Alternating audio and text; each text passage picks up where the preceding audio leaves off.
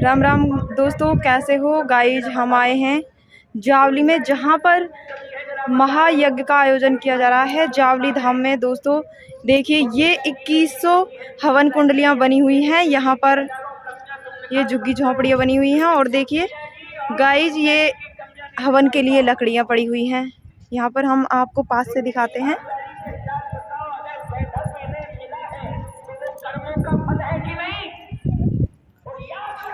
ये एक झोपड़ी, झुग्गी झोपड़ी है, उसमें 5 हवन कुंड बने हुए हैं। आप देख सकते हैं, एक में 5 बने हुए हैं।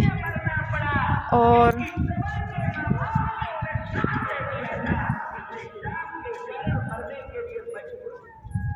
देखिए गाइस, हम दूर दूर तक यही दिखाई दे रही हैं।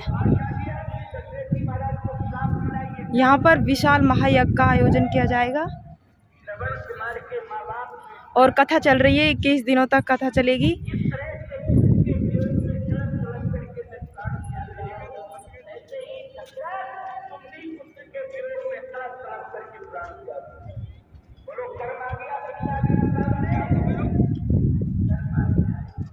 और जो भी हवन कुंडली लेना चाहता है वो एक के लिए 11,000 रुपये रखा गया है। तो गाइज मतलब कोई भी ले सकता है। 2100 हवन कुंडलियाँ बनी हुई हैं और यहाँ पूरी अच्छी तरीके से व्यवस्था की गई है। और जो वो पांडाल दिख रहा है वहाँ पर कथा चल रही है। 21 दिनों तक लगातार कथा चलेगी।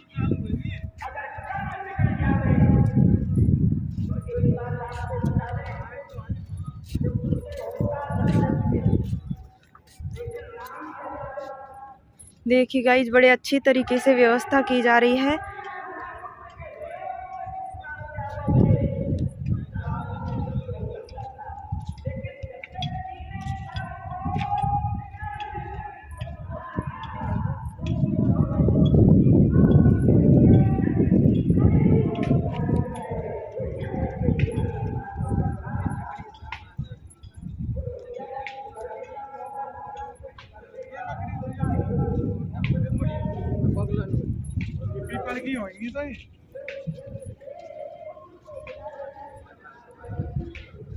गाइज अभी लोग लगे हुए हैं अभी व्यवस्था करने में।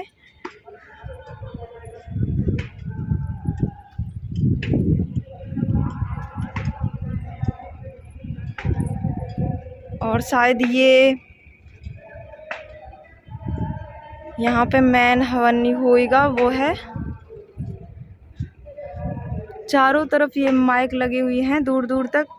और देखिए दूर दूर तक यही हवन कुंडलियाँ दिख रही हैं, आप देख सकते हैं।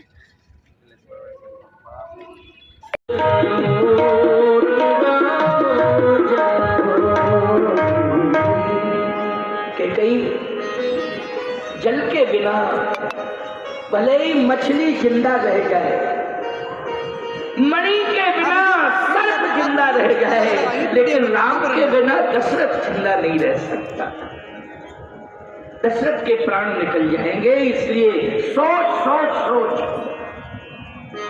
और तू विधवा हो जाएगी और तेरे साथ कौशल्या और सुमित्रा को भी वैधत्व मिलेगा। और अयोध्या सम्राट विहीन हो जाए। हाँ उधर को। और नहीं तो मैं देख अपन नंबर लूँ, कोई कहना है भाई ना भाई पैसे लो दे। ये सब सोचने की जरूरत नहीं है। अच्छा एक बात बताओ, इस मछली पर प्रेशर किसने बनाया है? सरस्वती।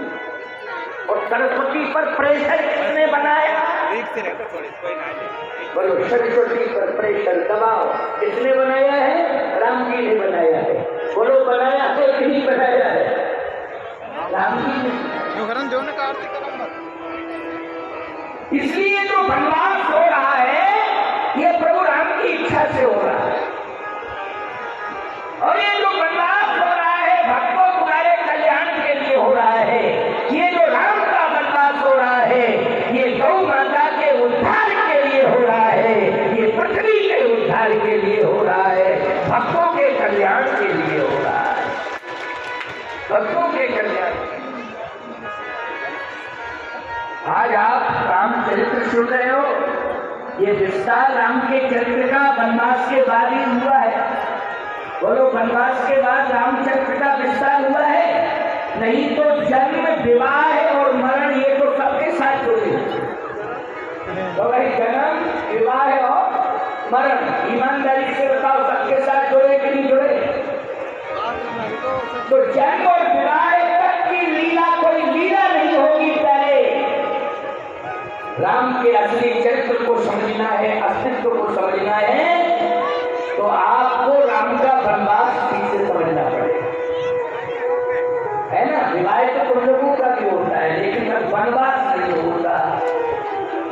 विवाह होता है, बस अंतर इतना है कि विवाह के बाद राम जी का वनवास हुआ, तो विवाह के बाद तुम उदास हो जाते हो।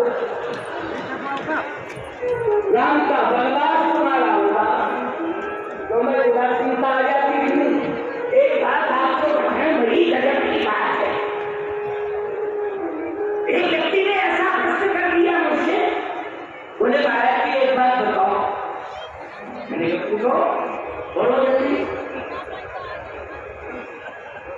जब विवाह हो जाता है, पति पत्नी दोनों परिणय बंधन में बन जाते हैं, तो पत्नी के विवाह के तो तमाम प्रमाण हैं, लेकिन पति के विवाह के प्रमाण एक भी नहीं। मैंने कहा कैसे कैसे, हमारा दिमाग समझते या प्रमाण? बोले जैसे मस्तक में सिंदूर लगा हो तो समझ में आता है कि विवाह हो गया। क्यों भाई, विवाह समझ में आ